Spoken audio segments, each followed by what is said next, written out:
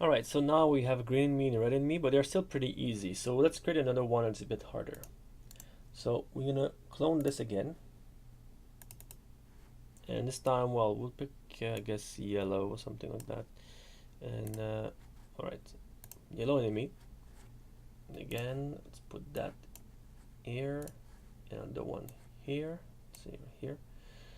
Alright, something very important. When you put something in, make sure you're in the right layer. You see, I put the yellow one on the HUD layer, which is wrong. It needs to be the main layer. So probably did the same thing with the red one. Yes, I did. So very important, when you put something in, make sure it's on the right layer. Otherwise, you're gonna have some very, very weird issues.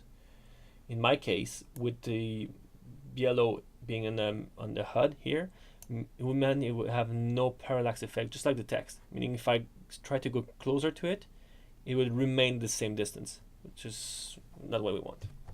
All right, so let's rename it to enemy yellow. Okay, so what we want from this, we want it to basically go toward us. Instead of going left like the others, we want it to go toward us. So it's going to be much more threatening. So if we go to event, again, we're going to find a way to make it easier for us later. But right now, we're just going to say, actually, we don't want it to be uncreated. I was about to do uncreated, set the angle. But that would mean it will only set the angle once.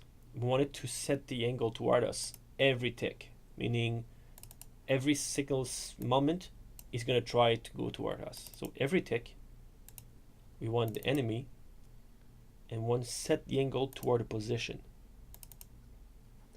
So I don't know if you remember how to do this, but the X and the Y is the position for the coordinates, right? And we don't want to set a specific coordinate. We want to set a coordinate that's going to change through time, because if we move, then the coordinate moves. We want it to go towards the player. So the player is our SPR hero. So if we type SPR hero here, and then we press dot, we can see here everything about it, about the hero, all the variable he has. And amongst them, there's the X. So this means the X of the hero. And this, if we do the same thing here, Y, this means the Y of the hero.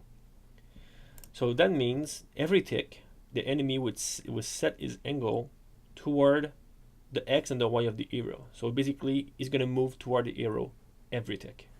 So if we try that,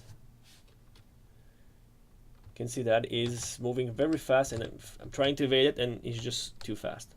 That might be too hard actually. So let's make it a bit slower. So maybe 100. So that now he's going toward me, but I'm faster. So I can try to like squeeze and evade it, right?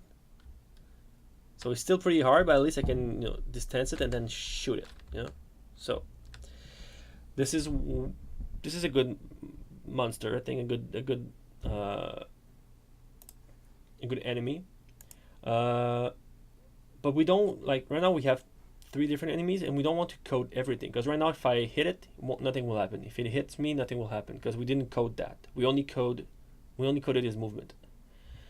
So we're gonna see in the next video a faster way to do it when we have multiple enemies that are pretty much exactly the same, with a few differences. So we'll see that in the next video.